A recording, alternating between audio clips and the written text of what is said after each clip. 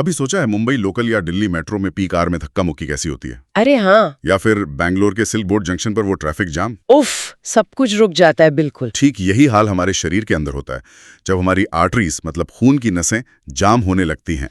शरीर का पूरा ट्रैफिक ही रुकने लगता है। बिल्कुल। और ये ट्रैफिक जैम किसी एक्सीडेंट की तरह अचानक नहीं होता।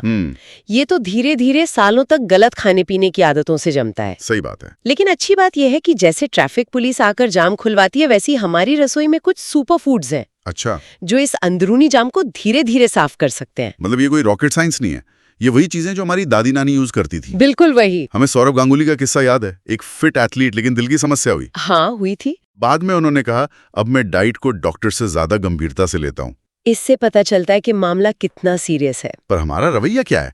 पहले फ्राई फिर वरी। बिल्कुल सही। तो आज हम उन 15 चीजों की बस लिस्ट नहीं गिनवाएंगे, नहीं, बल्कि हम एक अल्टीमेट हार्ट हेल्दी थाली तैयार करेंगे। हम समझेंगे कि ये फूड्स काम कैसे करते हैं। हाँ, मतलब शरीर के अंदर की सूजन से कैसे लड़ते हैं, जमे हुए कचरे को कैसे साफ करते हैं। हाँ। और नसों को लचीला कैसे बनाते हैं। और इसकी शुरुआत बस एक सही निवाले से होती है। बिल्कुल। चलिए तो फिर इस थाली को सजाना शुरू करते हैं।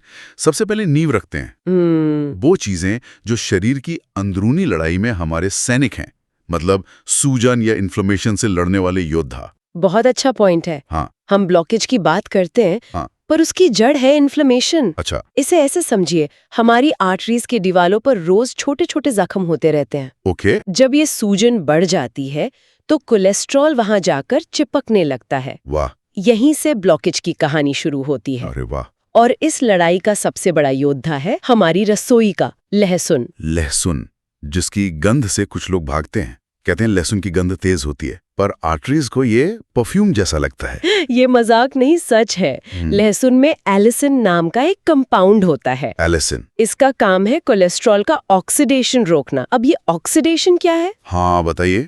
इसे समझिए जैविक जंग लगना। जैसे लोहा जंग लगने के बाद खराब हो जाता है, वैसे ही कोलेस्ट्रॉल ऑक्सीडाइज होने के बाद आर्टरीज में चिपकने लगता है। अच्छा, तो एलिसिन उस जंग को लगने से ही रोक देता है। एग्जैक्टली। लेकिन लोग सबसे बड़ी गलती ये करते हैं कि तड़के में लहसुन को तेल में डालकर काला कर देते हैं। बिल्कुल। हाँ, उसका तो सारा असर ही खत्म हो गया होगा। बिल्कुल, आपने नस पकड़ ली।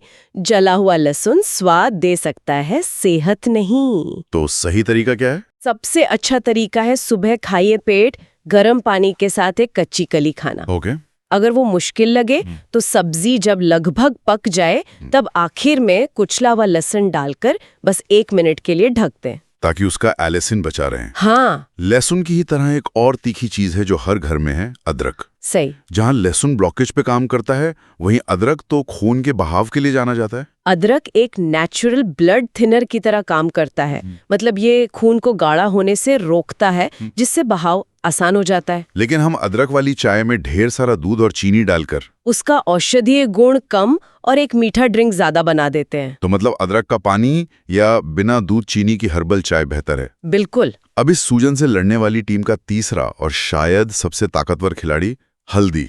हल्दी में होता है करक्यूमिन। ये हमारी बॉडी की मरहम लगाने वाली टीम है।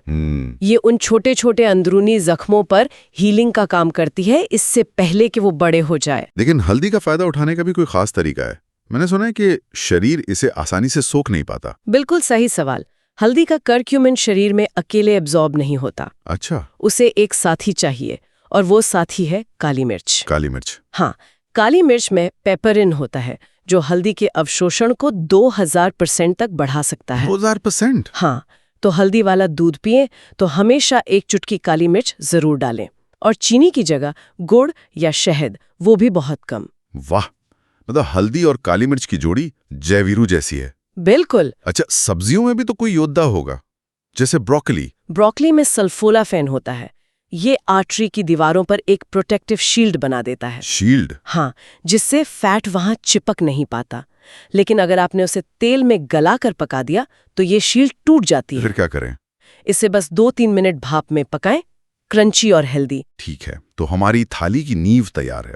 अब उस कचरे का क्या, जो पहले से जमा होना शुरू हो गया है, मतलब आर्टरीज के सफाई कर्मचारी? बिल्कुल। अब आते हैं प्लैक स्वीपर्स पर।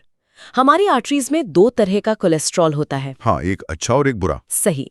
एक अच्छा HDL जो सफाई करने वाला ट्रक है, और एक खराब LDL, जो दीवारों पर चिपकने वाला कचरा है। हमें इस चिपचिपे कचरे को साफ करना है। और इसका सबसे अच्छा तरीका है घुलनशील फाइबर, यानी सोल्यूबल फाइबर। और ये हमें कहाँ मिलता है?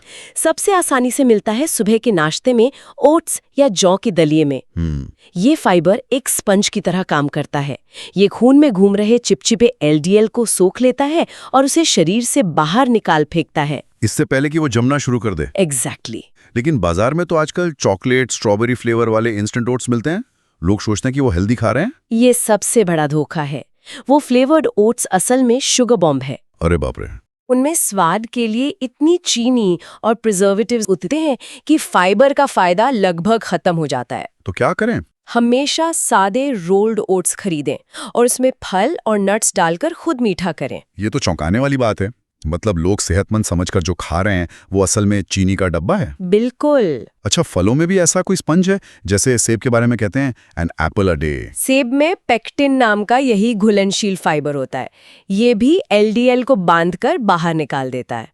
बस गलती ये ना करें कि खाना खाने के तुरंत बाद सेब खाएं। इससे पेट में गैस बन सकती है। तो कब खाएं? इसे सुबह खाली पेट या शाम के स्नैक के तौर पर खाना सबसे अच्छा है। और हमारी दालें, राजमा, छोले, लोबिया, ये भी तो फाइबर के अच्छे सोर्स हैं। बहुत अच्छे। इनमें भी वही घुलनशील फाइबर होता है। लेकिन लोग इन्हें ठीक से पकाते नहीं, जिससे गैस या ब्लोटिंग की शिकायत होती है। हाँ, ये तो होता है। इन्हें हमेशा रात भर भिगोकर और अच्छे से उबालकर पकाना चाहिए ताकि ये आसानी से पच सके। अब आते हैं उस सब्जी पर जिसे आपने पिछली बार आर्टरीज का वैक्यूम क्लीनर कहा था, प्याज। हाँ, क्योंकि इसमें मौजूद फ्लैवोनॉइड्स खून को पतला रखने में मदद करते हैं और क्लॉटिंग का खतरा कम करते हैं। लेकिन जैसे ही आप प्याज को डीप फ्राई करके पकोड़े बिरयानी का हिस्सा बना देते हैं, वो वैक्यूम क्लीनर से ज्यादा कचरा फैलाने वाली मशीन बन जाता है। तो मतलब सलाद में कच्चा प्याज खाना बेस्ट है? सबसे बेस्ट। पर कई लोगों को कच्चा प्याज खाने के बाद एसिडिटी या मुंह से गंध आने की शिकायत होती है। अच्छा सवाल है। उसका कोई हल है? कच्चे प्याज को काटकर 10-15 मिनट के लिए ठंडे पानी में या नींबू के पानी में भिगो दें। अच्छा। इससे उसकी तेजी और गंध दोनों कम हो जाती है, पर फायदे बने रहते हैं। बहुत बढ़िया। तो हमारी थाली में अब सफाई कर्मचारी भी आ गए, सूजन कम कर ली, कचरा साफ कर लिया। अब अगला कदम? अगला और बहुत जरूरी कदम है आर्टरीज को लचीला बनाना। लचीला? हाँ, इसे ऐसे सोचिए, एक नया पानी का पाइप कितना फ्लेक्सिबल होता है, आप उसे मोड़ सकते हैं।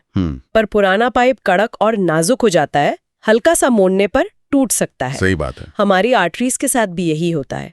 हमें उन्हें नया और लचीला बनाए रखना है। और इसके लिए हमें क्या चाहिए? कौन है ये फ्लेक्सिबिलिटी के चैंपियन?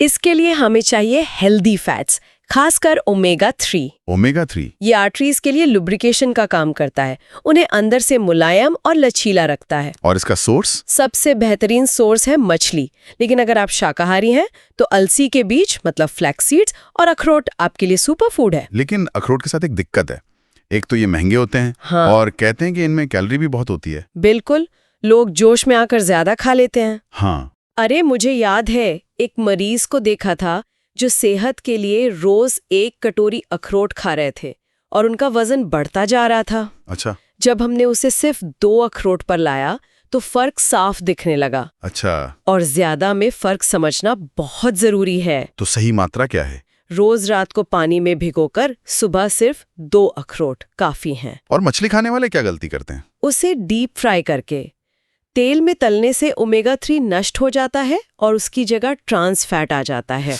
जो आर्टरीज का सबसे बड़ा दुश्मन है। सबसे बड़ा। मछली को हमेशा ग्रिल, बेक या स्टीम करके खाना चाहिए। और शाकाहारियों के लिए? रोज 1 चम्मच भुनी हुई अलसी का पाउडर दही या सलाद पर डालकर खाना परफेक्ट है। इस फ्लेक्सिबिलिटी टीम में कोई सब्जी भी है? हाँ, पालक, पोपाय का फेवरेट। पालक में नाइट्रेट होता है जो शरीर में जाकर नाइट्रिक ऑक्साइड में बदल जाता है। ये क्या करता है? ये नाइट्रिक ऑक्साइड एक सिग्नल भेजता है जिससे आर्टरीज रिलैक्स होती हैं और चौड़ी हो जाती हैं। अच्छा, इससे ब्लड प्रेशर कंट्रोल में रहता है और खून का बहाव सुधरता है। बस पालक को पनीर के साथ भूनकर या तलकर उसके गुण कम ना करें। दाल पालक या सूप बेस्ट है। बिल्कुल। और बेरीज जैसे जामुन, आंवला, स्ट्रॉबेरी, ये छोटे छोटे पावर हाउस है। इनमें पॉलीफिनॉल्स होते हैं जो आर्टरी की दीवारों को मजबूत बनाते हैं और उन्हें डैमेज से बचाते हैं। तो जब भी मौसम में मिलें जरूर खाएं। डिब्बाबंद जूस की जगह असली फल खाना हमेशा बेहतर है। वाह, तो हमारी पूरी थाली तैयार है। सूजन से लड़ने वाले सैनिक, सफाई करने वाले हीरो और लचीलापन बढ़ाने वाले दोस्त। अब आखिर में कुछ पीने के लिए भी तो होना चाहिए। बिल्कुल, और यहाँ भी दो बहुत ही सरल लेकिन शक्तिशाली ड्रिंक्स हैं। पहली है ग्रीन टी। ओके। इसमें कैटेचिन्स होते हैं जो फैट के मेटाबॉलिज्म को तेज करते हैं। लेकिन जैसे ही आप इसमें चीनी डालते हैं तो ये हार्ट डिटॉक्स कैंसल्ड जैसा हो जाता है। सही बात है। और दूसरा क्या है? सबसे सरल, सबसे सस्ता नींबू पानी। नींबू पानी। इसमें मौजूद विटामिन सी एक मजबूत एंटीऑक्सीडेंट है जो आर्टरीज के अंदरूनी परत की मरम्मत करता है। लेकिन यहाँ भी लोग नमक, चीनी और मसाला डालकर इसे एक अनहेल्दी ड्रिंक बना देते हैं। तो बेस्ट तरीका? सबसे बेस्ट है सुबह गर्म पानी में सिर्फ आधा नींबू निचोड़ कर पीना। तो ये है हमारी पूरी हार्ट हेल्दी थाली। ये समझना जरूरी है कि ये कोई जादू की छड़ी नहीं है जो रातों रात सालों से जमा ब्लॉकेज हटा देगी। बिल्कुल सही कहा, ये एक लाइफस्टाइल है। ये खाने की चीजें धीरे धीरे और लगातार काम करती हैं। ये नए फैट को जमने से रोकती हैं, शरीर की सूजन को कंट्रोल करती हैं और खून के बहाव को आसान बनाती हैं। शरीर हर अच्छे निवाले का हिसाब रखता है। बस हमें सब्र रखने की जरूरत है। अगर दिल स्वस्थ रहेगा तो जिंदगी भी ऊर्जा और खुशियों से भरी रहेगी, क्योंकि सेहत ही असली दौलत है। और अंत में सोचने के लिए एक बात छोड़ जाते हैं। बताइए। हम अपनी 10-15 लाख की गाड़ी की सर्विसिंग पर हजारों खर्च करते हैं ताकि उसकी फ्यूल लाइन साफ रहे। लेकिन ये जो अरबों की मशीन हमें मिली है, हमारा शरीर, उसकी फ्यूल लाइन यानी आर्टरीज की सर्विसिंग का क्या? सही बात है। शायद शरीर का सबसे अच्छा और सबसे भरोसेमंद सर्विस सेंटर हमारी अपनी रसोई ही है। बस हमें उसके पार्ट्स को सही तरीके से इस्तेमाल करना सीखना है।